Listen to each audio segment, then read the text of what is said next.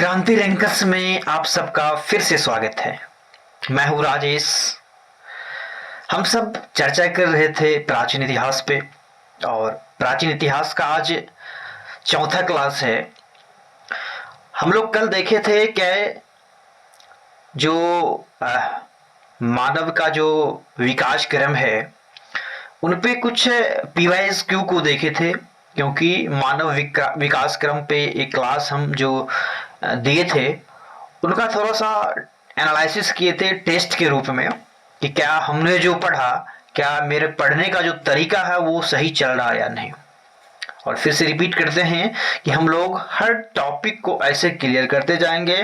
पहले टॉपिक को कवर करेंगे, कॉन्सेप्ट को समझेंगे, फैक्ट को समझेंगे, उसके बाद फिर हम लोग कुछ PYQ करेंगे, कुछ क्वेश्चन आंसर लगाएंगे। ठीक है।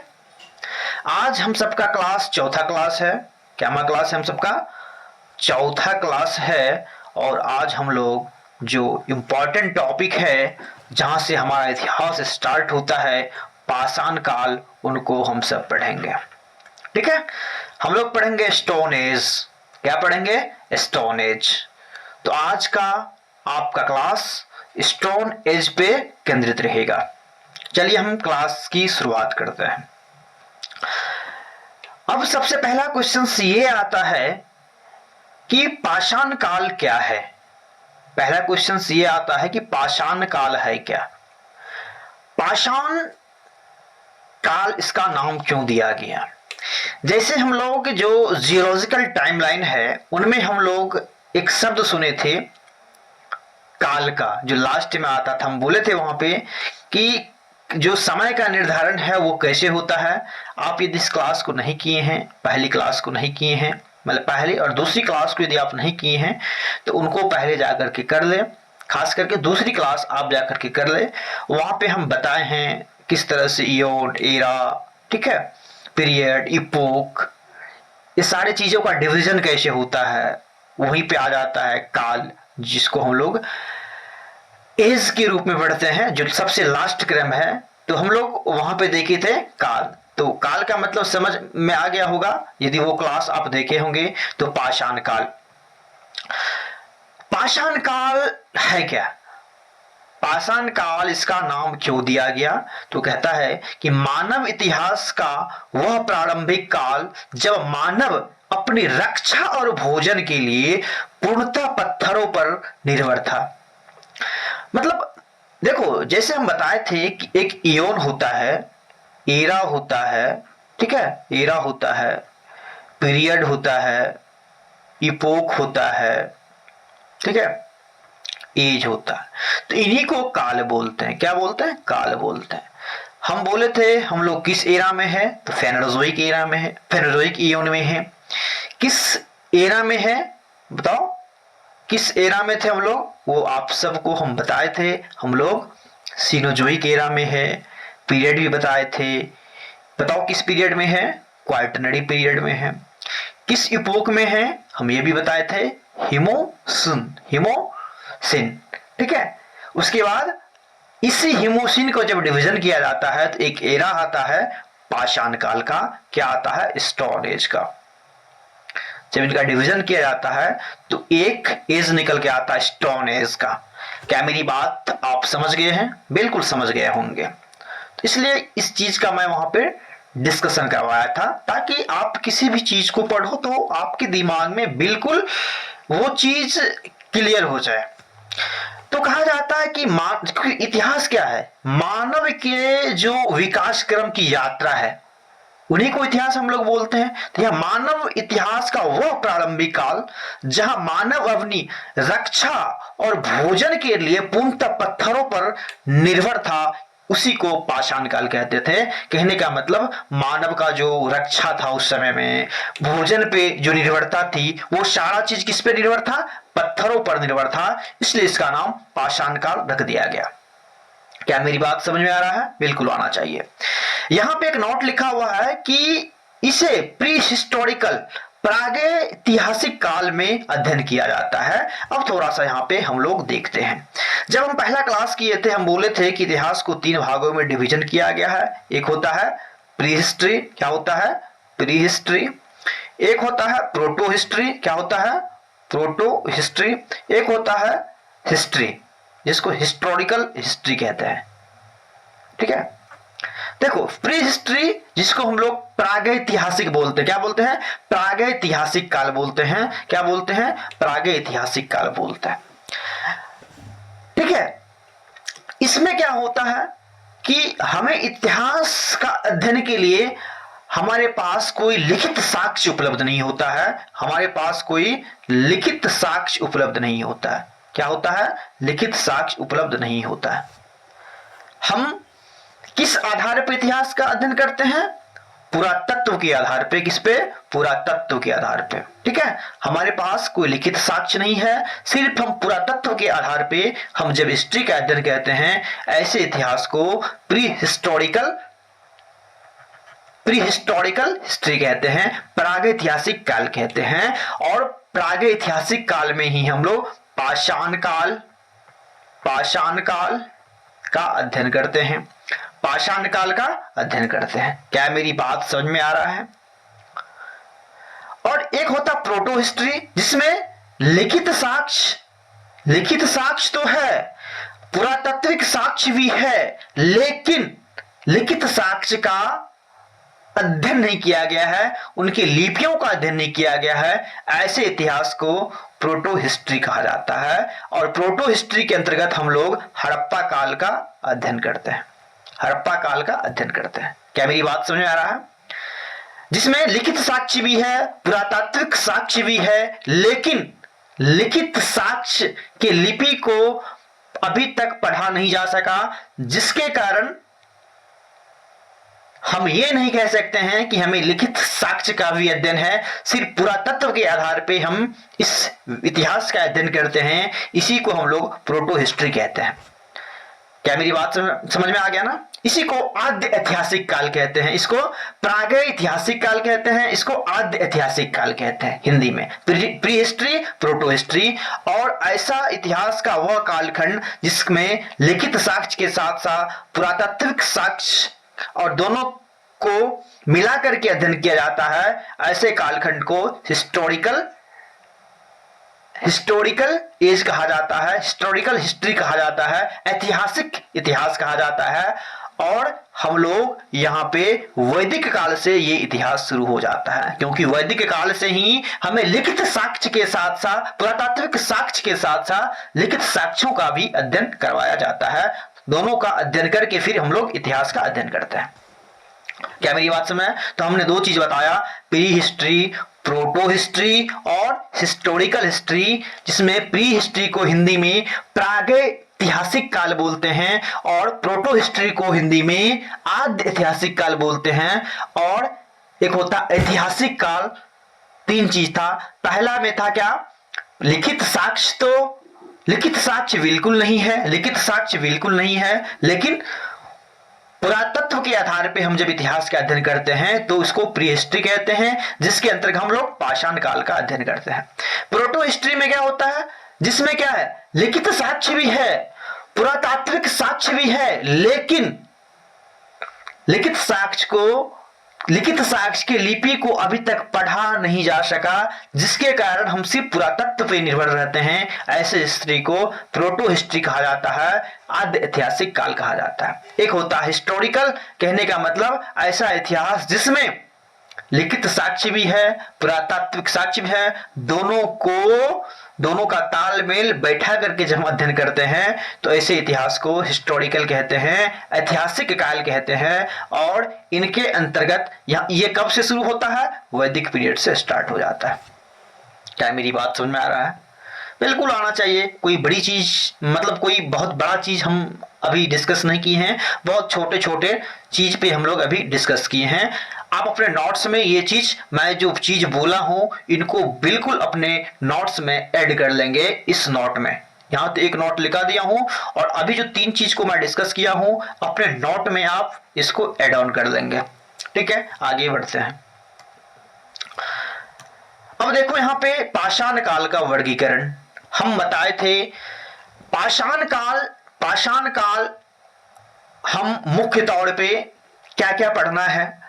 पाषाण काल में, पहले इसका वर्गीकरण कर लेते हैं। देखो पाषाण काल का जो वर्गीकरण है, पाषाण काल का जो वर्गीकरण है, पहला पूरा पाषाण काल, मध्य पाषाण काल, नव पाषाण काल। पूरा पाषाण काल, मध्य पाषाण काल, नव पाषाण काल, पेलियोलिथिक, मेसोलिथिक, नियोलिथिक। ठीक है, इनका समय सीमा देख लीजिए, 6 लाख बीसी से 10,000 बीसी, 10,000 बीसी से 6,000 बीसी, 6 या 7,000 बीसी से 2,000 बीसी, यहां पे इसको मान के 7,000 बीसी चलिएगा। पूरा पाषाण काल, मध्य पाषाण काल, नव पाषाण काल।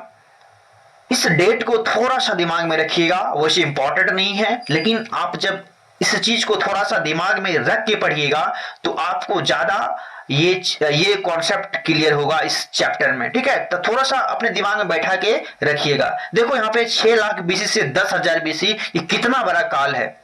10,000 बीसी से 6,000 बीसी, सो 4,000 का सिर्फ अंतर है। ये देखो, कहने का मतलब पूरा पाषाण काल का सबसे बड़ा कालखंड है। देखो कितना लंबा कालखंड है। ठीक है, तो यहां पे क्वेश्चन उठता है, सर बताओ कि इनको विभाजन किस आधार पे किया जा रहा है। आप जो काल का डिवीजन किए हो पाषाण काल का, आप किस आधार पे किए हो? तो मेरा आंसर होगा, देखो एक काल से दूसरे काल में उपकरणों में अंतर के कारण ऐसा हुआ होगा।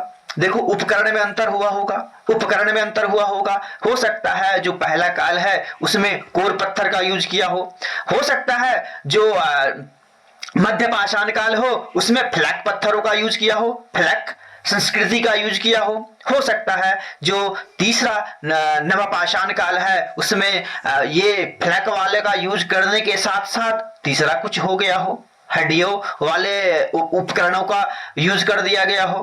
ठीक है, ये भी हो सकता है ना, बताओ। या पत्थर को घींच करके उस पर चमक बैठा दिया गया होगा, ऐसे पत्थरों का यूज कर दिया गया हो। तो पहला चीज क्या है कि जब हम लोग पाषाण काल का अध्ययन करते हैं तो 3 भाग में बांट के पढ़ते हैं। मुख्य तौर पे इनका जो विभाजन का आधार है उपकरणों में अंतर के कारण। पहला चीज जीवन यापन। अब देखो जीवन यापन क्या है, देखो पूरा पाषाण काल का जीवन यापन, वहां की जलवायु कुछ अलग ही होगी, यहाँ की जलवायु थोड़ा सा कुछ अलग और अलग हुआ होगा। नवपाषाण यहाँ पे भी कुछ अपना जलवायु होगा। हो सकता है यहाँ पे जीवन यापन का मतलब ये हो गया होगा कि यहाँ पे हो सकता है कि अस्थायित्व तो नहीं है, जीवन यहाँ पे कोई अस्थायित्व नहीं हुआ होगा। यहाँ पे भी कोई जीवन का एक जगह पे रहना कोई फिक्स नहीं हुआ होगा। हो सकता है यहाँ पे जीवन अस्थायित्व हो गया हो सकता है यहाँ पे। तो यहां पे जीवन यापन में बहुत सारा चीज आ जाता है, हम लोग प्रत्येक काल का जीवन यापन को भी देखेंगे। ठीक है, तो यहां पे ज्यादा डिस्कस नहीं करेंगे। तीसरा है जलवायु परिवर्तन। तो 3 चीज को आपने देखा, हर एक चीज को हम लोग डिस्कस करेंगे जीवन यापन में। जब प्रत्येक काल के बारे में पढ़ेंगे तो हम ये सारा चीज का अध्ययन करते जाएंगे। उपकरणों में अंतर, जीवन यापन में अड़चन और जलवायु परिवर्तन के कारण इसे पाषाण काल को 3 भाग में बांट के हम लोग पढ़ते हैं। थोड़ा सा याद रखेंगे, ऐसे आंख बंद कर लेंगे। 6 लाख बीसी से 10,000 बीसी को पूरा पाषाण काल कहते हैं। 10,000 बीसी से 6,000 बीसी के काल को मध्य पाषाण काल कहते हैं। और 6,000 से लेकर के या 7,000 से लेकर के 2,000 बीसी के काल को नव पाषाण काल कहते हैं। बस थोड़ा थोड़ा आप इस चीज को दिमाग में रख के पढ़ेंगे तो मजा आएगा।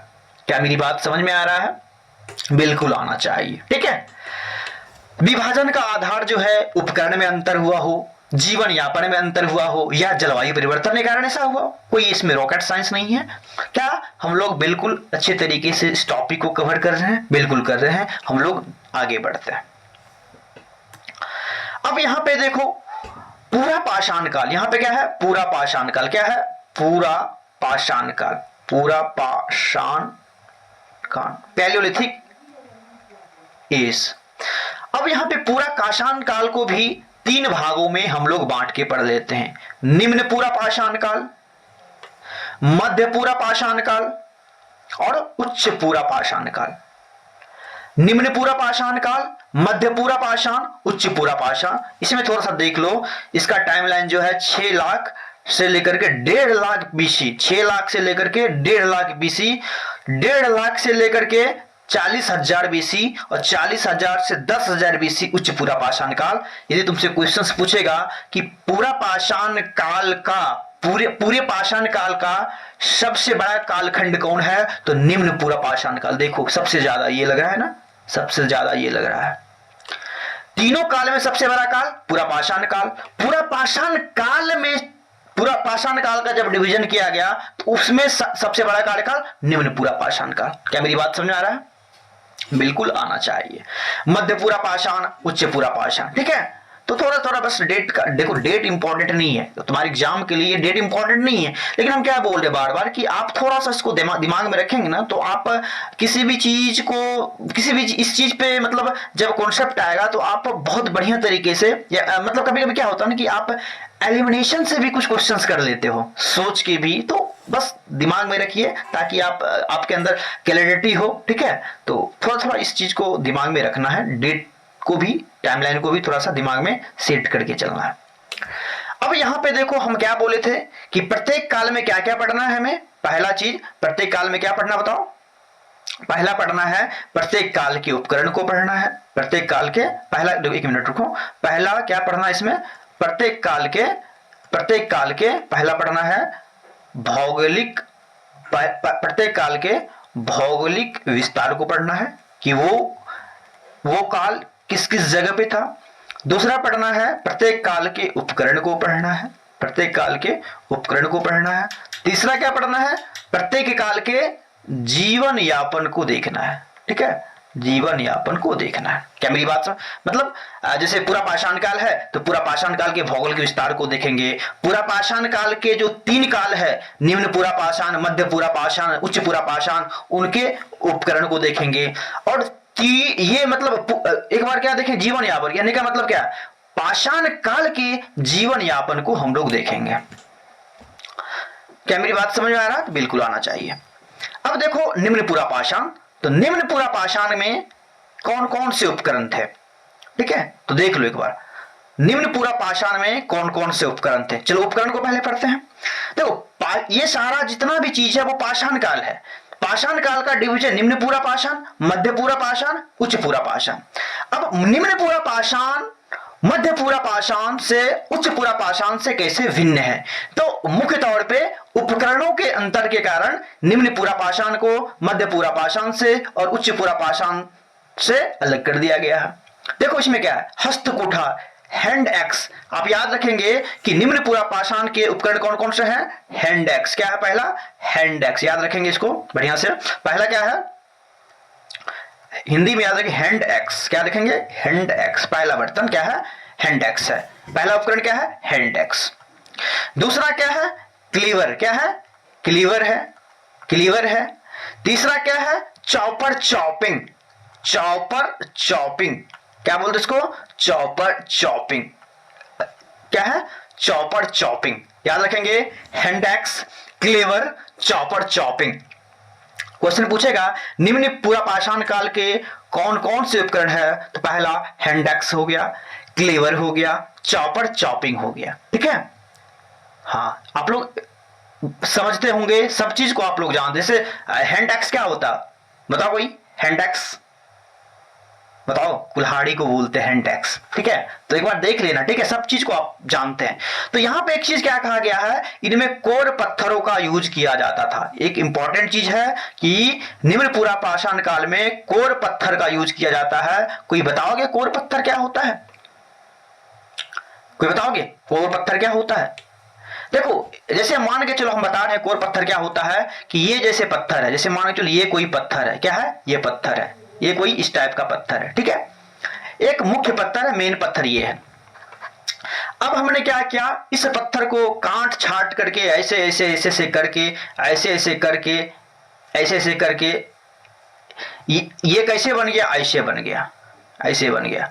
मतलब काट छाट के ये बीच वाला पार्ट को हमने बचा लिया, और इसी का यूज जब हम किसी भी चीज के लिए करते हैं तो ये क्या हो गया, मूल पत्थर हो गया, कोर पत्थर हो गया। कहने का मतलब साइड वाले पार्ट को हटा देते हैं, बीच वाला जो पार्ट बच जाता है, इन्हीं ऐसे उपकरणों को हम लोग क्या बोलते हैं, कोर पत्थर वाला उपकरण बोलते हैं, जिसके अंतर्गत हैंड एक्स आ जाता है, क्लीवर हो जाता है, चॉपर चॉपिंग आ जाता है।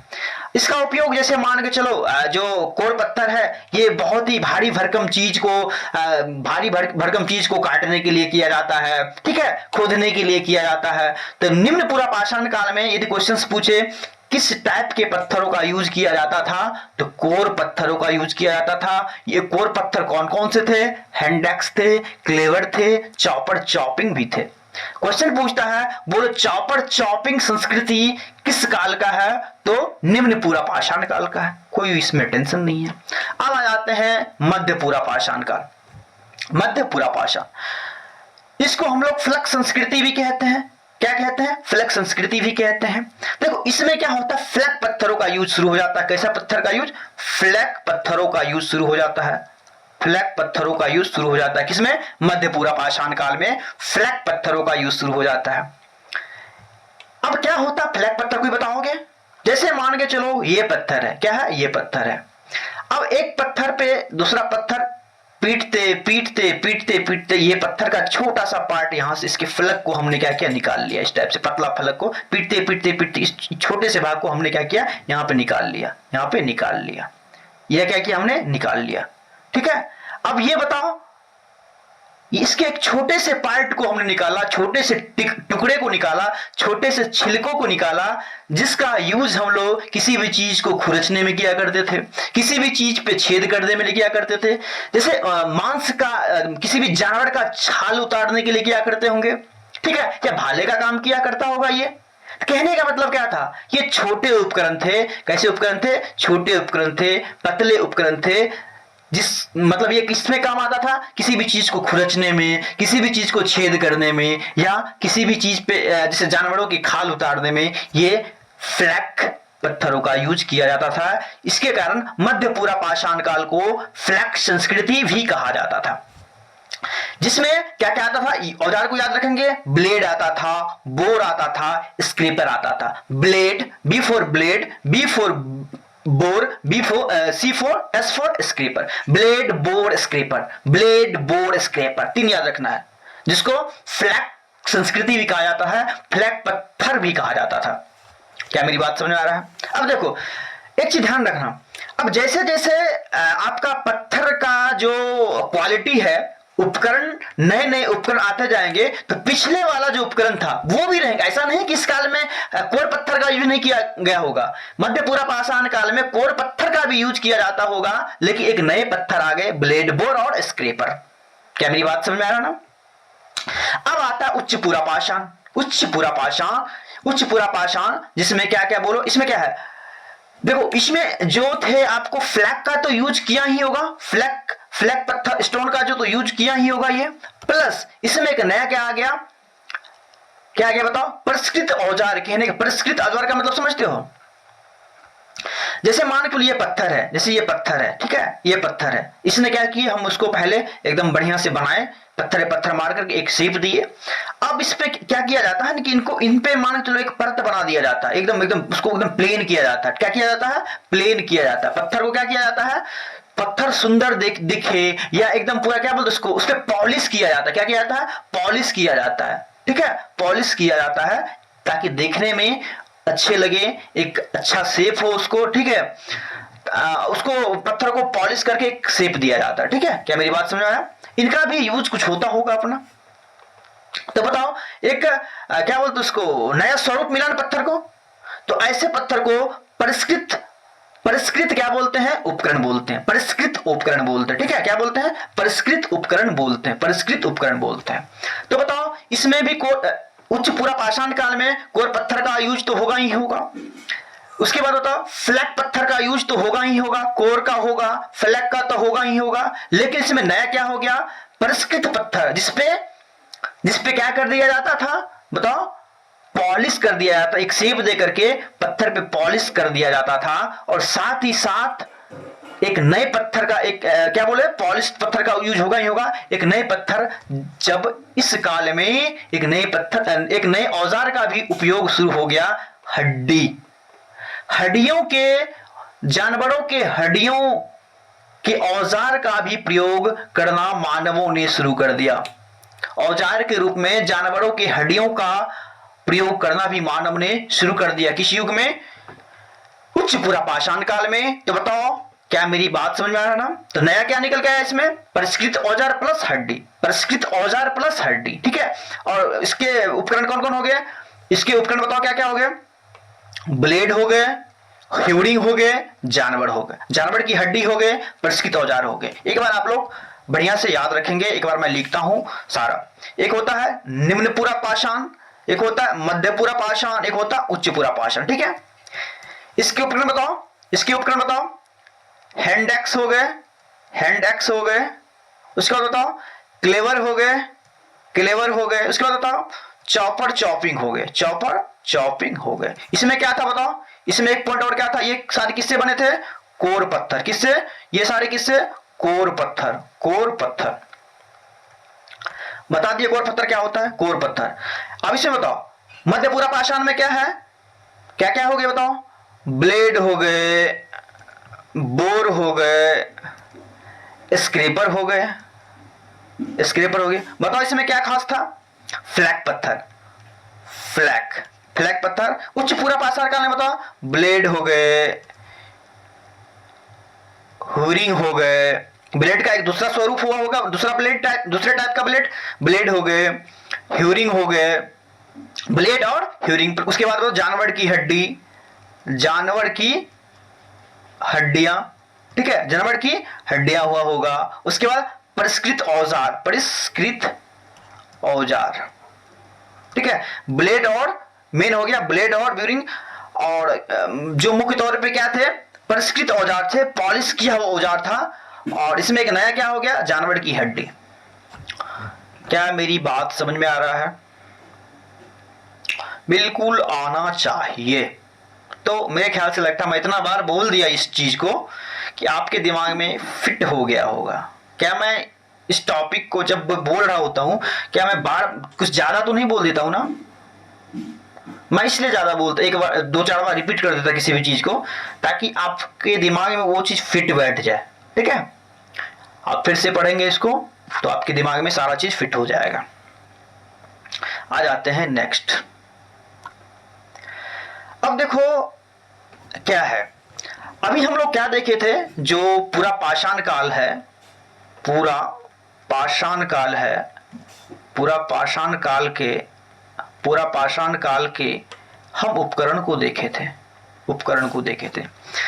अब हम लोग देखेंगे पूरा पाषाण काल के जो भौगोलिक, एक भौगोलिक क्या है, भौगोलिक विस्तार है, उनको देखेंगे वो कहां कहां थे। ठीक है, तो पहले हम लोग करते क्या, सुनो, हम खुद से लिख के यहां पे पहले पढ़ाते हैं, उसके बाद फिर पीडीएफ हम लोग देखेंगे। देखो एक क्रमबद्ध तरीके से याद रखना है, नहीं तो फिर याद नहीं हो पाएगा आपके दिमाग में। हो सकता है कि देखो क्वेश्चन कैसे पूछता है, कह देगा आपको इनमें से कौन सा स्थल पूरा पाषाण काल से संबंधित है। तो पूरा पाषाण काल में तीन काल हो गए, पूरा पाषाण, नभ पाषाण और मध्य पाषाण। तो हम तीनों को कंबाइंडली देखेंगे। ठीक है, तीनों को कंबाइंडली देखेंगे। तो देखो हम क्या, टॉपिक मेरा क्या था, पाषाण काल के, पाषाण काल के, ये तो हो गया था मेरा ना, ये तो हो गया था पाषाण काल के भौगोलिक विस्तार, पाषाण काल के भौगोलिक विस्तार। तो सबसे पहला विस्तार हम लोग देखते हैं, सबसे पहला चीज देखते हैं पाकिस्तान में। कहां पे, पाकिस्तान में। कहां पे, पाकिस्तान में। क्या देखते हैं पाकिस्तान, बताओ। पाकिस्तान में सोहन नदी घाटी, क्या थे, सोहन नदी घाटी। देखो पाषाण काल के, जो पूरा पाषाण काल है, उनका जहां भी स्थल मिलेगा वो कहीं न कहीं नदी घाटी के किनारे ही मिलेगा। क्यों ऐसा होता वो बताएंगे आगे। सोहन नदी घाटी, तो सोहन नदी, अब सोहन नदी घाटी के पास बहुत सारे स्थल है, हर स्थल को याद नहीं करना, बस दिमाग में रखना है। पाकिस्तान के पास जो स्थल है वो किसके नजदीक है, सोहन नदी घाट। ठीक है, चलो कश्मीर, कश्मीर में बताओ क्या है, पहलगांव, पहलगांव और लद्दाख। यह भी किसी न किसी घाटी के पास होगा। ठीक है, किसी न किसी घाटी के पास होगा, लेकिन स्थल का क्या नाम हो गया, पाषाणकालीन स्थल क्या क्या हो गया, पहलगांव और लद्दाख। ठीक है, मेरी बात सुन रहा। उसके बाद आता राजस्थान, क्रमबद्ध तरीके से याद रखना, राजस्थान। बोलो तो राजस्थान में क्या हो जाएगा, दिद्वाना, दिद्वाना स्थल, यह भी किसी न किसी नदी घाटी के किनारे होगा। तो राजस्थान में स्थल का नाम बताओ, दिद्वाना। क्या नाम याद रखना है, दिद्वाना, दिद्वाना। चौथा है आपके पास गुजरात, क्या है, गुजरात। गुजरात में याद रखेंगे आप लोग साबरमती, साबरमती नदी घाटी, साबरमती नदी घाटी। देखो अब साबरमती नदी घाटी के पास बहुत सारे छोटे छोटे स्थल है, तो बस याद रखना है गुजरात में भी पाषाणकालीन स्थल था। किस घाटी के किनारे? साबरमती के किनारे, साबरमती नदी घाटी के किनारे बहुत छोटे छोटे स्थल होंगे, तो उतना हमें याद नहीं रखना है क्योंकि उतना डीपली नहीं जाना है, एग्जामिनर उतना डीपली नहीं जाएंगे। उसके बाद हम बोले थे महाराष्ट्र, महाराष्ट्र में बताओ कोई? महाराष्ट्र, महाराष्ट्र में नेवासा, क्या? नेवासा एक स्थान है और एक स्थान है पटने। क्या है? नेवासा और पटने। क्या क्या स्थान है? इंपॉर्टेंट है, नेवासा और पटने। नेवासा और पटने पूछ देगा कि नेवासा और पटने जो एक पाषाणकालीन स्थल है, पूरा पाषाणकालीन स्थल है, वो किस राज्य में स्थित है? तो महाराष्ट्र। क्या? महाराष्ट्र। देखो एक नोट यहां पे लगाओ, पटने से एक इंपॉर्टेंट साक्ष्य मिला है शुतुरमुर्ग का अंडा, शुतुरमुर्ग का, शुतुरमुर्ग के अंडे का साक्ष्य मिला है यहां से। कहां से मिला है? पटने से।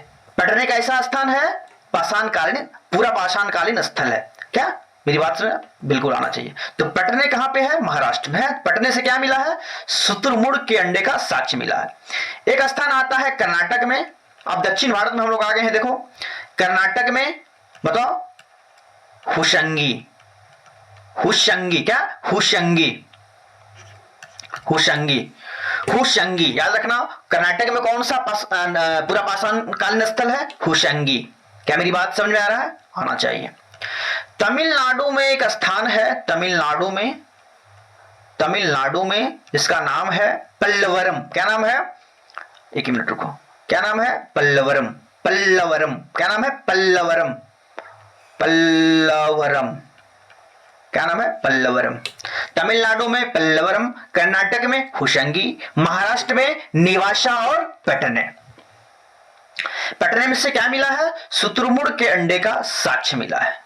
क्या मेरी बात समझ आ रहा है? एकदम याद करते जाओ, एकदम दिमाग में सोच, मैं जो बोल रहा हूं उसको बार बार दिमाग में फिट करते जाओ उसको। अब आ जाते हैं तमिलनाडु के बाद आंध्र प्रदेश। कहां पे? आंध्र प्रदेश, आंध्र प्रदेश में आ जाते हैं। ठीक है, तो आंध्र प्रदेश में एक जगह है कर्नूल, कर्नूल। क्या है? कर्नूल और नागार्जुनी कोंडा, नागार्जुनी, नागार्जुनी को, नागार्जुनी कोंडा, नागार्जुनी कोंडा। कर्नूल और नागार्जुनी कोंडा कहां पे? पूरा पाषाणकालीन स्थल है आंध्र प्रदेश में, आंध्र प्रदेश में। कहां पे? आंध्र प्रदेश में, कर्नूल और नागार्जुनी कोंडा। क्या मेरी बात समझ आ रहा ना? देखो इसी आंध्र प्रदेश के कर्नूल और नागार्जुनकोंडा के नजदीक सर्वप्रथम आग का साक्ष्य मिला है, सर्वप्रथम आग का साक्ष्य मिला है। क्वेश्चन पूछेगा बताओ आग का साक्ष्य सर्वप्रथम किस काल में मिला है? तो पूरा पाषाण काल में मिला है। कहां पे मिला है? आंध्र प्रदेश में मिला है। लेकिन ये हम कंफर्म नहीं कह सकते हैं कि यहां पे यदि आग का साक्ष्य मिला है तो पूरा पाषाण काल के लोग पके हुए भोजन ही करते होंगे, आग का प्रयोग करना सीख गए होंगे, ऐसा हम बिल्कुल नहीं कह सकते। ठीक है, लेकिन हमें आग का साक्ष्य मिलता है पूरा पाषाण काल में ही। क्या बोलो, इतना चीज क्लियर है तो बताओ? आग का ज्ञान क्लियर हो गया ना? चलो ठीक है। क्या मेरी बात समझ में आ रहा है? बिल्कुल। अब नेक्स्ट है आंध्र प्रदेश हो गया, अब होता मध्य प्रदेश। क्या? मध्य प्रदेश। मध्य प्रदेश में एक जगह आता है, मध्य प्रदेश में एक जगह आता है भीमबेटका। भीमबेटका बताऊंगा क्यों इंपॉर्टेंट है, चित्रकला के लिए प्रसिद्ध है, भित्ति चित्र के लिए प्रसिद्ध है। ठीक है, तो इस पे हम लोग अलग से चर्चा करेंगे। बस अभी याद रखो कि मध्य प्रदेश में एक जगह है भीमबेटका। क्या? भीमबेटका, जो पाषाणकालीन स्थल है, पूरा पाषाणकालीन स्थल है। मध्य पाषाण में उसका महत्व रहेगा, नव पाषाण में भी उसका महत्व रहेगा। देखो अब एक चीज बताओ, ऐसा नहीं कि ये जो स्थल तुम पढ़ रहे हो केवल ये पूरा पाषाण काल में ही महत्व रखते होंगे, नहीं, ये पूरा पाषाण काल में यहाँ पे पहली बार ये स्थल बनाना था। ये महत्व मध्य पाषाण काल में इसका रहेगा। जैसे शुतुरमुर्ग का अंडे का साक्ष्य यहाँ पे मिला है पटने में, ऐसा थोड़ी है कि वो मध्य पाषाण काल में नहीं होगा, हो सकता है, लेकिन सबसे पहले शुतुरमुर्ग के अंडे का साक्ष्य पटने में ही मिलता है। कहां पे? पटने में ही मिलता है। क्या मेरी बात समझ में आ रहा है? बिल्कुल आना चाहिए। तो मध्य प्रदेश में भीमबेटका। अब आ जाते हैं ओडिशा। कहां पे? ओडिशा में। ओडिशा में आ जाते हैं, दूसरा में एक जगह है मयूरभंज। मयूरभंज हो गया। ओडिशा में क्या हो गया? मयूरभंज हो गया। पश्चिम बंगाल में एक स्थल इंपॉर्टेंट है, वर्धमान। वर्धमान इंपॉर्टेंट है। पश्चिम बंगाल में वर्धमान इंपॉर्टेंट है, ठीक है। और हम थोड़ा सा ले लेते हैं एक बिहार में। बिहार में एक इंपॉर्टेंट है जो मुंगेर के नजदीक है। मुंगेर के नजदीक है। मुंगेर में क्या है? पेशारा। क्या? पेशारा, ठीक है। पेशारा बस याद रख लेना है कि ऐसा कौन सा बिहार का स्थल है जो पूरा पाषाण कालीन स्थल है, तो मुंगेर का पेशारा, ठीक है। उसके बाद यूपी, बस यूपी में याद रखेंगे बेलन घाटी। और इस बेलन घाटी के पास बहुत सारे छोटे छोटे स्थल होंगे, तो मुख्य तौर पे दो याद रखेंगे, इलाहाबाद, इलाहाबाद और प्लस मिर्जापुर। क्या रखेंगे? मिर्जापुर। क्या याद रखेंगे बताओ? मिर्जापुर। क्या याद रखेंगे? मिर्जापुर। तो इतना याद रखा। एक बार हम रिकॉल करते हैं सारा चीज को, स्थल को एक बार फिर से हम लोग देखते हैं। देखो, पाकिस्तान में क्या याद रखना है? पाकिस्तान में क्या याद रखना है? पाकिस्तान में सोहन नदी घाटी। कश्मीर में पहलगांव और लद्दाख, पूरा पाषाणकालीन स्थल है। राजस्थान में दिदवाना। गुजरात में साबरमती नदी घाटी। महाराष्ट्र में नेवासा और पटने। और पटने किसके लिए इंपॉर्टेंट है? शुतुरमुर्ग के अंडे का साक्ष्य सबसे पहले पटने में मिला है, जो महाराष्ट्र में है। कर्नाटक का स्थल क्या है? होशंगी। तमिलनाडु का क्या है? पल्लवरम। आंध्र प्रदेश का क्या है? कर्नूल और नागार्जुनीकोंडा। क्या? कर्नूल और नागार्जुनीकोंडा। और सर्वप्रथम आग का साक्ष्य कहां पे मिलता है? आंध्र प्रदेश के कर्नूल और नागार्जुनीकोंडा में, ठीक है, आग का साक्ष्य मिलता है। मध्य प्रदेश में भीमबेटका। उड़ीसा में मयूरभंज। पश्चिम बंगाल में वर्धमान। बिहार में मुंगेर के पेशारा। क्या? मुंगेर के पेशारा। यूपी में बेलन घाटी के पास कम से कम दो याद रखना है, इलाहाबाद और मिर्जापुर। बस सुनते जाएंगे। आपके एग्जाम में जब इस टाइप का मैच द फॉलोइंग आ जाएगा ना, मिलाओ इसमें से जो पूरा पाषाणकालीन स्थल है किस राज्य में स्थित है, तो आप मैच कर लेंगे, ठीक है। हाँ, कुछ कुछ साक्ष्य को याद रखना है, कहां से क्या मिला है, जैसे अभी बता दिया। बोलो कोई दिक्कत तो बताओ। अब यहां पे कुछ हम फैक्ट दिए हैं, अब इसी में से कुछ फैक्ट निकालते हैं। देखो भारत में, अब यहां पे देखो एक फैक्ट निकाल के हम लोग चलते हैं। पल्लवरम को खोजो, कहां पे है पल्लवरम? पल्लवरम कहां पे? देखो पल्लवरम कहां पे है? पल्लवरम तमिलनाडु के पल्लवरम। अब तमिलनाडु के पल्लवरम इंपॉर्टेंट है। भारत में पाषाणकालीन अनुसंधान की नींव 1863 ईस्वी में रखी गई। कब रखी गई? पाषाणकालीन मतलब पाषाणकालीन जो अनुसंधान है उनकी नींव सबसे पहले 1863 में रखी गई। सबसे पहले पल्लवरम जो कहां पे बताओ? पल्लवरम कहां पे है? तमिलनाडु के मद्रास में है। यहां पे भारत का प्रथम हस्तकुठार हैंड एक्स प्राप्त हुआ है। और ये हैंड एक्स क्या होता है? कोर पत्थर। कोर पत्थर बताए थे ना, निम्न पूरा पाषाण में, ठीक है।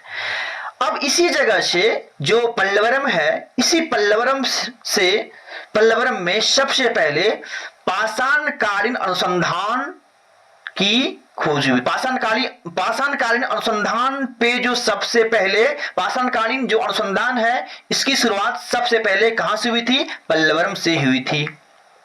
क्वेश्चन पूछेगा, बताओ पाषाणकालीन अनुसंधान की शुरुआत सबसे पहले किसने और कहां से और कब शुरू हुआ?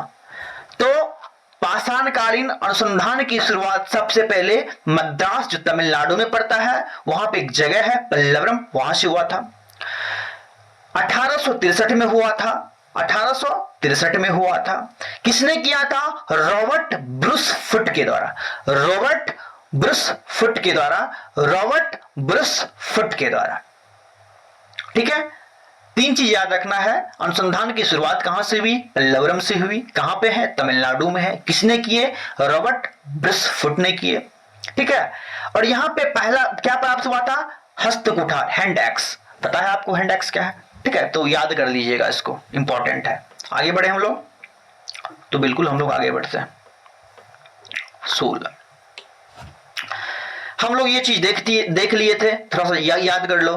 देखो पाकिस्तान क्या है यहाँ पे? देखो पाकिस्तान में क्या देखे थे हम लोग? सोहन नदी घाटी। क्या देखे थे बताओ? सोहन नदी घाटी। चॉपर चॉपिंग संस्कृति कहां देखने को मिलता है बताओ? चॉपर चॉपिंग संस्कृति कहां देखने को मिलता है बताओ? सोहन नदी घाटी में। ठीक है, कहां पे? सोहन नदी घाटी में। चॉपर चॉपिंग संस्कृति कहां पे देखने को मिलता है? सोहन नदी घाटी में देखने को मिलता है, क्योंकि आपको पता है जो क्या निम्न पूरा पाषाण काल है, क्या बोलते उसको बताओ? क्या बोलते उसको बताओ? अभी क्या बताए थे, जल्दी बताओ, क्या बताए थे? जल्दी बताओ, अभी जस्ट बताए ना। देखो क्या बताए थे, चॉपर चॉपिंग। तो निम्न पूरा पाषाण काल को चॉपर चॉपिंग संस्कृति कहते हैं।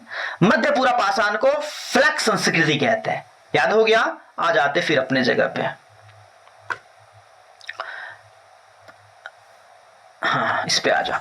तो देखो सोहन नदी घाटी क्षेत्र को ही चॉपर चॉपिंग संस्कृति कहते हैं। ऐसे सभी को हम लोग बोलते हैं, लेकिन सोहन नदी घाटी क्षेत्र में वहां पे इस टाइप का उपकरण सबसे पहले मिला होगा, इसलिए हम लोग इसको सोहन नदी घाटी क्षेत्र को चॉपर चॉपिंग संस्कृति कहते हैं। क्या मेरी बात समझ में आ रहा है? उत्तर पश्चिम का क्षेत्र आप सबको पता है कि ये वाले क्षेत्र क्या होता है बताओ? ये वाले जो क्षेत्र है, ये वाले जो क्षेत्र है, जो पाकिस्तान वाले क्षेत्र है, ये उत्तर पश्चिम का क्षेत्र है, इसलिए इस क्षेत्र को उत्तर पश्चिम में रखा गया है। अब देखो कश्मीर में क्या क्या बताओ? पहलगांव और बताओ, पहलगांव और क्या था? लद्दाख था, लद्दाख। ये डिडवाना किसका था? राजस्थान का था। डिडवाना किसके थे? राजस्थान के थे। ठीक है, ये लुनी घाटी इसी के बगल में होगा, लुनी घाटी के ही इसी में आता होगा। तो डिडवाना कहां पे? राजस्थान में। मध्य प्रदेश में भीमबेटका, जो नर्मदा घाटी के अंदर ही आता होगा, क्योंकि हम बताए थे कि जो पाषाण कालीन स्थल है हर एक किसी न किसी घाटी के किसी नदी घाटी के अंदर होगा, तो भीमबेटका नर्मदा घाटी के अंदर ही होगा। ठीक है, उसके बाद हम लोग बोले थे यूपी में क्या था बताओ? यूपी में क्या था? बेलन घाटी। क्या था ये? क्या था यूपी में? बेलन घाटी। यहां पे 2 है, मिर्जापुर और इलाहाबाद। हम लोग डिस्कस कर चुके थे। आगे महाराष्ट्र में बोलो क्या था? पटने और नेवासा। और पटने से क्या मिला था बताओ? कोई शुतुरमुर्ग का अंडा। उसके बाद बिहार में क्या था बताओ? बिहार में मुंगेर का पेशारा। बिहार में मुंगेर का पेशारा। ठीक है, दक्षिण भारत में अभी बताए थे कर्नूल बताओ? कर्नूल और क्या? 2 चीज बताए थे, कर्नूल और नागार्जुनीकोंडा। कर्नूल और नागार्जुनीकोंडा, कर्नूल और नागार्जुनीकोंडा कहां पे बताओ? आंध्र में। ठीक है, ये आंध्र में है। कहां पे है? तो कर्नूल और नागार्जुनीकोंडा आंध्र में है, जो दक्षिण भारत का हिस्सा है। होसंगी कहां पे है? कर्नाटक में है। पल्लवरम कहां पे है? तमिलनाडु के मद्रास में है। और यही बताए थे पल्लवरम के लिए क्या इंपॉर्टेंट है? पल्लवरम के लिए क्या इंपॉर्टेंट है, कोई बताओ? सर्वप्रथम पाषाण कालीन अनुसंधान की शुरुआत इसी पल्लवरम से हुई थी। किसने की थी? रॉबर्ट ब्रुस फुट के द्वारा किया गया था। कब किया गया था कोई बताओ? कमेंट में लिखेंगे कब किया गया था। ठीक है, तो ये सारा चीज आपके टॉपिक का हिस्सा था। अभी तक हमने इतना चीज को देखा। ये सब चीज वही चीज है। देखो पटने से क्या मिला है? ऑस्ट्रिच का ईग मिला है, इंपॉर्टेंट है। ऑस्ट्रिच ईग मिला है, ऑस्ट्रिच का अंडा का मिला है। बेलन घाटी याद रख लेना, मातृदेवी की मूर्ति बेलन घाटी से मिला है। और बेलन घाटी एक चीज के लिए और इंपॉर्टेंट है, यहां पे तीनों काल के साक्ष्य क्रम में मिलते, तीनों कालों के साक्ष्य क्रम में मिलते हैं। तो बेलन घाटी आपके लिए क्या इंपॉर्टेंट हो गया? मातृदेवी की मूर्ति, मातृदेवी की मूर्ति हमें इस पे डॉट है। ठीक है, इस मातृदेवी की मूर्ति पे डॉट है, इसको हटाओ, ये नहीं है। ठीक है, इसको काटो, ये कुछ नहीं है। ठीक है, देखो चिंतामनगढ़ ये इंपॉर्टेंट है। कर्नूल में एक जगह है, कर्नूल आंध्र प्रदेश, मतलब आंध्र प्रदेश में कर्नूल एक जगह है जो इसके अगल बगल में एक चिंतामनगढ़ी एक जगह पड़ता है, चिंतामनगढ़ी। ठीक है, अभी हम लोग देखे थे ना, वहां पे क्या देखो, आग के उपयोग का राख का प्राचीनतम साक्ष्य मिला है। हम अभी आपको बताए थे कि आग का प्रयोग किस काल में हुआ, किस काल में हुआ, पूरा पाषाण काल में हुआ। किसमें? पूरा पाषाण काल में। और पूरा पाषाण काल के किस स्थल से सबसे पहले आग का साक्ष्य मिला है? हमें याद रखना है, आंध्र प्रदेश का एक जगह पड़ता है कर्नूल के चिंतामनगढ़ी, याद रखना है, सिर्फ आंध्र प्रदेश। वहीं पे कर्नूल है, उसी के आसपास में एक चिंतामनगढ़ी जगह पड़ता है, वहीं से आग का सर्वप्रथम साक्ष्य मिला है। याद रहे तो याद कर लेना, चिंतामनगढ़ी, आंध्र प्रदेश के चिंतामनगढ़ी से सर्वप्रथम आग का साक्ष्य मिला है। लेकिन हम ये भी बताए थे, ये हम कंफर्म नहीं कह सकते हैं कि जो पूरा पाषाण काल के लोग हैं वो आग का प्रयोग करना सीख गए होंगे। ऐसा जरूरी नहीं है कि वो आग का प्रयोग करते ही होंगे, ऐसा जरूरी नहीं है कि वो पका हुआ भोजन खाते ही होंगे, ये हम कंफर्म नहीं कह सकते हैं। वो कब करेंगे? मध्य पाषाण काल में ये स्पष्ट हो जाता है कि वो आग का प्रयोग करना सीख गए। लेकिन आग का साक्ष्य कब से मिलना शुरू हो गया? पूरा पाषाण काल से ही। क्या मेरी बात समझ आ रहा ना? बिल्कुल। मध्य प्रदेश का एक हथनौड़ा जगह है, मध्य प्रदेश का एक हथनौड़ा जगह है, मध्य प्रदेश इंपॉर्टेंट है, इसको याद रख लेंगे, बहुत इंपॉर्टेंट है, बहुत इंपॉर्टेंट है, बहुत इंपॉर्टेंट है। जो कहां पर स्थित है? सबको पता है, नर्मदा घाटी में स्थित होंगे, किसी न किसी घाटी में स्थित होंगे। भारत में प्राचीनतम मानव खोपड़ी का जीवाश्म मिला है। मानव खोपड़ी का जीवाश्म सबसे पहले कहां से मिला है? हथनौरा से, जो मध्य प्रदेश में है। कहां पे है? हथनौरा के मध्य प्रदेश में मानव खोपड़ी का जीवाश्म मिला है।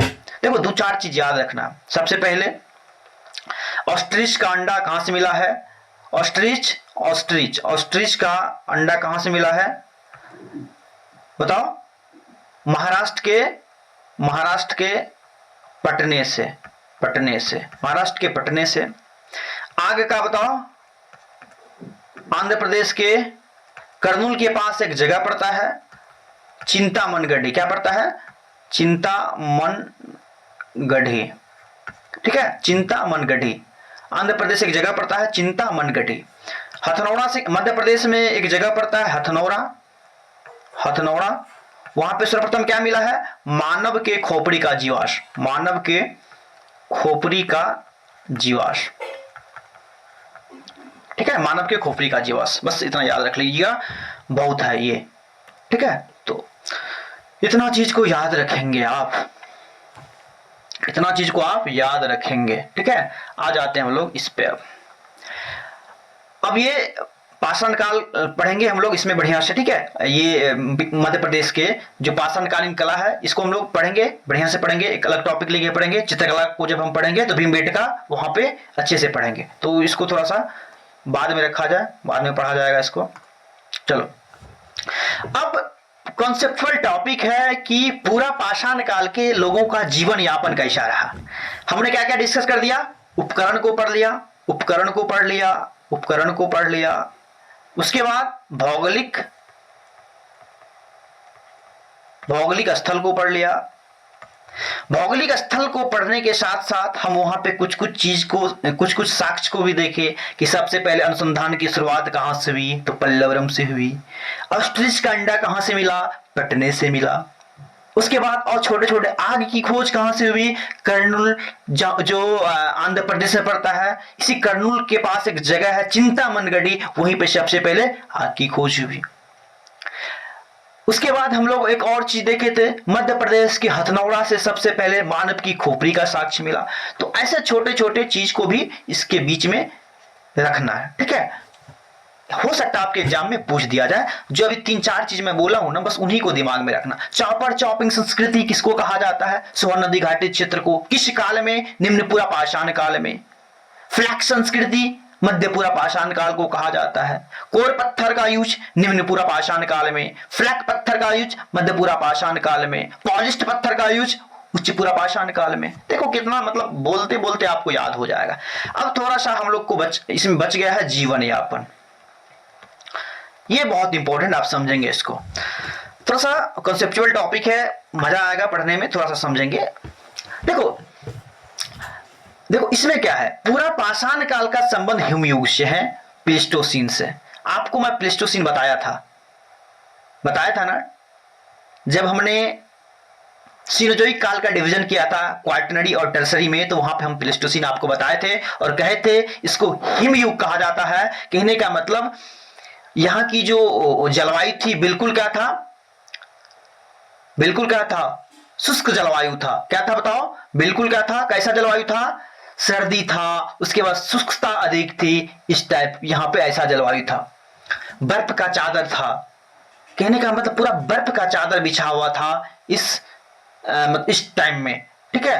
पूरी पृथ्वी पे क्या था, बर्फ की चादर बिछी हुई थी, तो इसी के कारण इसको प्लेस्टोसीन कहा जाता है, तो हिमयुग था, ठीक है।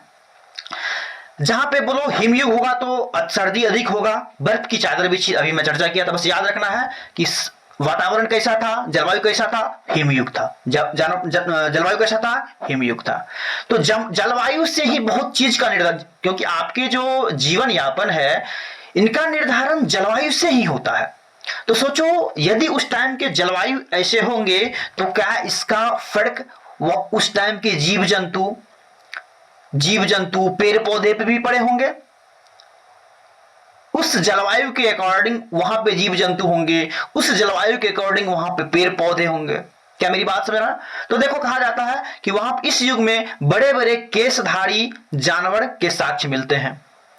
क्यों केस क्यों होंगे, आप सबको पता है, क्योंकि बताओ बर्फ ही बर्फ है, ये केस क्या करेंगे, जो केसधारी जानवर होंगे वह इस चीज को अडॉप्ट कर पाएंगे, ऐसे जानवर वहां पे टिक नहीं पाएंगे। तो क्या देखा तुमने कि हिमयुग, जलवायु कैसा है, हिमयुग है, वातावरण बहुत ही मतलब क्या बोलते उसको, टेम्परेचर बहुत कम है, बर्फ की चादर बिछी हुई है, तो इनके अकॉर्डिंग वहां पे जीव जंतु होंगे।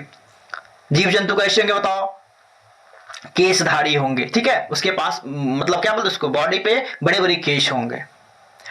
तो पहला चीज हमने क्या देखा, जलवायु, बस ऐसे याद रखना, जलवायु कैसा था, प्लेस्टोसीन था। प्लेस्टोसीन में क्या, इसका मतलब प्लेस्टोसीन का मतलब क्या, टेम्परेचर कम होगा, बर्फ की चादर होगी, ठीक है। तो यदि जलवायु मानव के जीवन यापन को प्रभावित करता है तो बताओ उस टाइम के जीव जंतु कैसे होंगे, बड़े बड़े केश वाले होंगे, ठीक है। जलवायु को हमने देख लिया। दूसरा है अखेटक। कहा था प्रारंभिक मानव पूरी तरह से शिकारी था, बड़े पशुओं का शिकार करता था। कहने का मतलब बताओ क्या, अखेटक थे। अखेटक मतलब बड़े बड़े पशुओं को मार करके खाते थे, वो बड़े बड़े पशुओं को मार करके खाते थे। कहने का मतलब एक चीज हम बोले यहाँ पे, खाद्य संग्राहक थे। क्या थे, खाद्य संग्राहक थे। खाद्य संग्राहक का मतलब ये होगा, बताओ कोई खाद्य संग्राहक क्या है, ये खाद्य संग्राहक थे। कहने का मतलब ये जो थे पूर्ण रूप से कहा जाए तो अपने भोजन के लिए प्रकृति पर निर्भर थे, और प्रकृति से वो क्या क्या करते थे, बड़े बड़े पेड़ पौधे को काट करके खाते थे। बड़े बड़े पेड़ पौधे जो भी है, पेड़ पौधे से वो भोजन लेते थे, साथ ही साथ बड़े बड़े जानवर को काट करके खाते होंगे, जीव जंतु पर निर्भर होते हैं भोजन के लिए। इसी को क्या कहते हैं, खाद्य संग्रह। कहने का मतलब इसके पास जो भोजन थे इनका कोई अपना भोजन नहीं था, वो पूर्ण रूप से प्रकृति पे निर्भर थे। कहने का मतलब ये उत्पादन करते ही नहीं थे तो भोजन अपना कहां से लाएगा, पूर्ण रूप से ये प्रकृति पे निर्भर थे। जलवायु ये पूर्ण रूप से क्या थे, खाद्य संग्राहक थे। खाद्य संग्राहक का मतलब इसका भोजन कैसा था, जीव जंतु इसके भोजन थे, बड़े बड़े जीव जंतु थे, पेड़ पौधे थे, तो ये ऐसा था। क्या मेरी बात समझ रहा, क्या मेरी बात समझ में आ रहा है तो बताओ, बताओ जल्दी। भोजन में बड़े बड़े पशुओं को मार करके खाते थे, पेड़ पौधे को खाते थे, तो ये था। तो हमने क्या देखा, जलवायु, खाद्य संग्राहक। अब एक चीज और देखो, एक चीज क्या बता सकते हो तुम, बताओ तो। अब एक चीज तुमने क्या देखा, जो इसके जीवन यापन होंगे। तुमने पाषाण काल में देखा कि पाषाण काल को जब तुमने देखा तो पाषाण काल में तुमने क्या देखा, पूरा पाषाण काल में, मध्य पाषाण काल में और नव पाषाण काल में क्या हुआ था, उपकरणों में अंतर आया था। उपकरणों में अंतर आया था। ये उपकरणों में अंतर क्या बताता है बताओ कोई? ये उपकरणों में अंतर क्या बताता है, कोई बताओगे? ये मानव के अदम्य इच्छा शक्ति को बतलाता है कि मानव धीरे धीरे अपने अंदर परिवर्तन कैसे लाता है। ये अभी तुमने देखा कि पाषाण काल में एक पूरा पाषाण, मध्य पाषाण, नव पाषाण। जो पूरा पाषाण काल थे इसमें मानव कोर पत्थरों का यूज किया करते थे, मध्य पाषाण में फ्लैक पत्थरों का यूज किए और इसमें पॉलिश्ड पत्थरों का यूज किया। कहने का मतलब मानव के इस उपकरणों में परिवर्तन क्या दिखलाता है कि मानव के अंदर अदम्य साहस शक्ति है। कहने का मतलब और क्या कह सकते हो तुम बताओ? मानव के अंदर अदम्य इच्छा शक्ति है। और ये किस चीज को बताता है बताओ तुम? ये किस चीज को बताता बताओ? धीरे धीरे मानव कहां जा रहा है बताओ? मानव की बौद्धिक क्षमता, मानव की जो बौद्धिक क्षमता है वो धीरे धीरे उसके बौद्धिक क्षमता में क्या हो रहा है? विकास हो रहा है। क्या मेरी बात समझ आ रहा है? मानव की बौद्धिक क्षमता भी धीरे धीरे क्या हो रहा है? विकास की ओर अग्रसर है। और बताओ कोई और क्या हो सकता है? ये सोचने वाली बात है, ठीक है, ये सोचने वाली बात है। अब बताओ इनके आवास पे बात करो, ये कहां रहते होंगे? देखो मानव के पास पूरा पाषाण काल के जो मानव थे उनके पास तो कोई क्या बोलते इसको, प्रोडक्शन नहीं था, उत्पादन ना था, ना तो कृषि था उसके पास, ना तो पशुपालन का कोई प्रमाण मिलता है। इसका मतलब मानव क्या करेंगे? कहीं एक जगह स्टेबल होकर के वो पूरे जीवन यापन नहीं करेंगे। वो क्या करेंगे? क्या करेंगे बताओ? घुमक्कर जीवन जिया करेंगे। क्या करेंगे? घुमक्कर जीवन, खुले मैदान में जिएंगे, खुले मैदान में जिएंगे। यहाँ पे थोड़ा दिन मान के चलो, यहाँ पे जो उसने खाद्य संग्राहक है, खाद्य को संग्रह किया है, यहाँ पे खत्म हो जाएंगे, फिर वो नेक्स्ट जगह जगह चल जाएंगे। कहने का मतलब मानव का जो आवास स्थल है वो कोई अस्थाई नहीं है। मानव अभी तक अस्थायित्व को प्राप्त नहीं किया है। आवास क्लियर हो गया। दूसरी चीज क्या है? अभी बताए थे खानाबदोश जीवन, इसी को बोलते हैं खानाबदोश जीवन। आवास अस्थायी था और एक जगह से दूसरे जगह अपनी भोजन की तलाश से मानव जा रहे हैं। कहने का मतलब मानव कैसा जीवन जी रहे हैं? खानाबदोश जीवन जी रहे हैं। खानाबदोश जीवन को जी रहे हैं। खानाबदोश जीवन को जी रहे हैं। क्या मेरी बात समझ रहा है? क्योंकि मानव ज्यादा समय तक एक जगह पे टिक नहीं पाता है, क्योंकि उनके पास संसाधनों का अभाव है, खाद्य संसाधनों का अभाव है और वो खुद से प्रोडक्शन नहीं करता है। मानव खुद से प्रोडक्शन नहीं करता है। क्या मेरी बात समझ आ रहा है? तो बहुत सारा चीज को हमने डिस्कस किया। अब इस काल में ना तो कृषि का साक्ष्य मिलता है, इस काल में ना तो पशुपालन का साक्ष्य मिलता है, इस काल में ना तो कृषि का साक्ष्य मिलता है, न पशुपालन का साक्ष्य मिलता है, न तो बर्तन का साक्ष्य मिलता है, न तो बर्तन का साक्ष्य मिलता है। इसका मतलब मानव क्या पका हुआ भोजन खाते होंगे? जब उनके पास बर्तन नहीं है तो कैसे भोजन खाएंगे पका के बताओ? आग का साक्ष्य तो मिला है, आग का साक्ष्य तो मिला है कहां से? कर्नूल के चिंतामन गढ़ी से। लेकिन हम ये कंफर्म नहीं कह सकते हैं कि मानव पका हुआ भोजन ही करते होंगे। मानव सही में क्या आग का प्रयोग किए ही होंगे, ये हम 100% नहीं कह सकते। लेकिन आग का खोज हो गया है कब? पूरा पाषाण काल में। बता, अब इस टाइम के जो मानव थे उनके पास ना तो कपड़ा था। कहने का मतलब क्या थे? कपड़े के भी कोई साक्ष्य नहीं मिलते हैं, कपड़े के भी कोई साक्ष्य नहीं मिलते हैं। अब सोचो, ना तो इसके पास कृषि होगा, ना पशुपालन होगा, ना बर्तन होगा, ना आग होगा, ना कपड़े होंगे, ठीक है। वो कहीं ना कहीं सिर्फ किस पे निर्भर था? उनको किसी न किसी तरह सिर्फ भोजन मिल जाए, वही उनकी सबसे बड़ी उपलब्धि थी। तो क्या है बताओ, इस टाइम में कोई धार्मिक जीवन का कॉन्सेप्ट होगा बताओ? क्या धार्मिक जीवन के संदर्भ में कह पाना कुछ सही है? बिल्कुल नहीं है। उनके मतलब क्या बोलते, उसको बॉडी पे जब कपड़े ही नहीं है तो क्या धार्मिक जीवन के संदर्भ में कुछ कह पाना संभव है? बिल्कुल नहीं है। तो तुमने क्या सीखा? दो चार बात को यहाँ पे थोड़ा सा एक सिनॉप्सिस के माध्यम से याद कर लेना, ठीक है। मैं यहाँ पे करवा देता हूं। अभी हमने क्या देखा? एक सिनॉप्सिस के माध्यम से हम थोड़ा सा जीवन यापन में हमने क्या क्या देखा, एक बार देख लो। जीवन यापन हम सबसे पहले जलवायु को देखा। जलवायु में कैसा देखा हमने? कैसा था? हिमयुग था। हिमयुग के कारण वहां की जलवायु कैसे होंगे? बिल्कुल शुष्क होंगे, बिल्कुल शुष्क होंगे, वहां पे सर्दी होगा, बर्फ की चादर होंगे। तो ये है। दूसरी चीज हमने क्या देखा, कृषि नहीं है, कृषि का कोई साक्ष्य नहीं है, पशुपालन का कोई साक्ष्य नहीं है, कपड़े का कोई साक्ष्य नहीं मिलता है,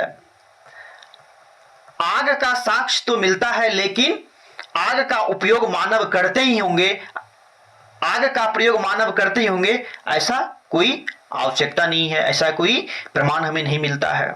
उसके बाद बताओ, बर्तन के भी साक्ष्य नहीं मिलते हैं।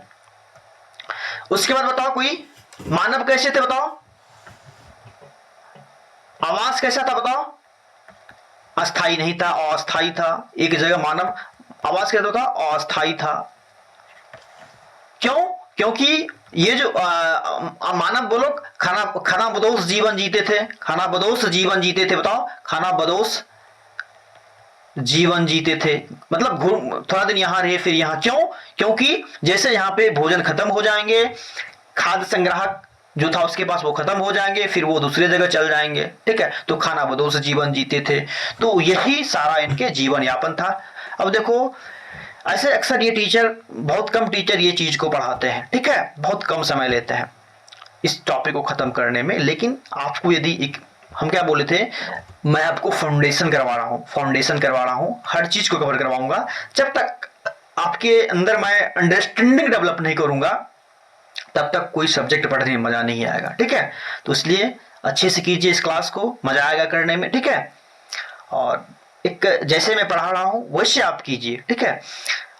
शॉर्टकट किसी भी चीज का मत खोजिए। ये क्लास 1 घंटा में, आजकल टीचर क्या 1 घंटा में पूरा पाषाण काल को खत्म कर देते हैं। पता क्या बताते हैं वहां पे, क्या बताते पता है कि पूरा पाषाण काल के किस जगह से कौन सा साक्ष्य मिला है, हथनौड़ा से क्या मिला है, भीमबेटका से क्या मिला है, चिंतामन गढ़ी से क्या मिलता है, 5-6 करवाते हैं। आग की खोज सबसे पहले पूरा पाषाण काल हुई, इसी तरह से मध्य पाषाण में बताते हैं, इसमें बताते हैं, हो गया टॉपिक खत्म।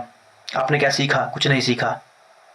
यदि एक कोई भी सिंपल से कोई आदमी है, यदि उनके अपने मतलब उनका अस्तित्व कहां से आया है उनको भी जानना है, तो क्या ये इंपॉर्टेंट है ना? बताओ, ये उनके लिए बहुत इंपॉर्टेंट है ना कि हम कहां थे। सोचो, हमारे पास एक तरह से तन पे कपड़े नहीं थे, तन पे कपड़े नहीं थे, हम मानव ने कितना संघर्ष किया, धीरे धीरे मानव के पास कुछ नहीं था, ना तो उनके पास कृषि का ज्ञान था, न पशुपालन का ज्ञान था, न कपड़े थे उनके पास, न आग का ज्ञान था, न बर्तन थे उसके पास। जलवायु भी तो कैसा था, हिमयुग था, मतलब हर तरफ क्या बोलते उसको, बर्फ की ही चादर। लेकिन फिर भी मानव ने क्या किया, अडॉप्ट करना सीखा, अनुकूल मतलब क्या बोलते उसको, अडॉप्ट किया अपने जीवन को। और फिर अभी देखो, अभी की देखो, ये क्या होता है ना कि आप कंपेयर करो, जैसे अभी आपको हम पूरा पाषाण काल पढ़ा है, जब मध्य पाषाण काल पढ़ेंगे ना, तो वहां पे दोनों को कंपेयर करना कि पूरा पाषाण काल के जो जीवन यापन है मध्य पाषाण काल से कैसे भिन्न है। मध्य पाषाण काल पढ़ेंगे तो मध्य पाषाण काल का जो जीवन यापन है नव पाषाण काल से कैसे भिन्न है। नव पाषाण काल पढ़ेंगे, फिर हम लोग हड़प्पा पढ़ेंगे, तो ये दोनों का जीवन यापन एक दूसरे से कैसे भिन्न है। तब आपको इतिहास समझने में मजा आएगा और आपको इंटरेस्ट भी आएगा इतिहास से। वरना ये भीमबेटका, ये हथनौरा, ये तो सब पढ़ते भाई, ऐसे तो सब पढ़ते हैं। आप थोड़ा अलग पढ़ो, ठीक है। आप थोड़ा सा मतलब इतिहास को पढ़ो, इतिहास को समझना है। थोड़ा सा टाइम दो यार, इतना टाइम तो तुम मान के चलो एक साल देना है सिर्फ तुमको, 1 साल 1.5 साल देना है। और 1-1.5 साल यदि तुम दे दिए तो सारा तुम्हारा जीएस के जितने भी सब्जेक्ट है वो सारा कवर हो जाएगा, ठीक है। इसलिए बढ़िया से पढ़ लो, क्या दिक्कत है, ठीक है। और बाद बाकी आपके एग्जाम के दृष्टिकोण से क्या इंपॉर्टेंट है वो तो मैं पीवाईक्यू करवाता ही हूं, तो टेंशन नहीं लेना है, पढ़ते जाना, ठीक है। और आप एक चीज याद, सिनॉप्सिस के माध्यम से ही पढ़ेंगे। जैसे मैं अभी सिनॉप्सिस बताया हूं आपको, तो ये सिनॉप्सिस बना के ही पढ़ेंगे, ठीक है। बाद बाकी आज की क्लास को यही पे समाप्त करते हैं, ठीक है। बहुत बहुत धन्यवाद।